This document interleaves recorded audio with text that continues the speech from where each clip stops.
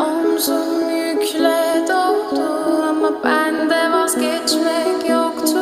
Bitmedi, bitmedi, bitirmedim.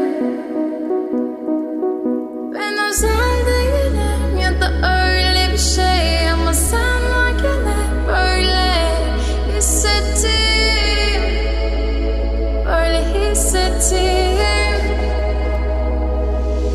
Yanan her şey görünmüyor olmalı, bunu sen de hatırlarsın da artık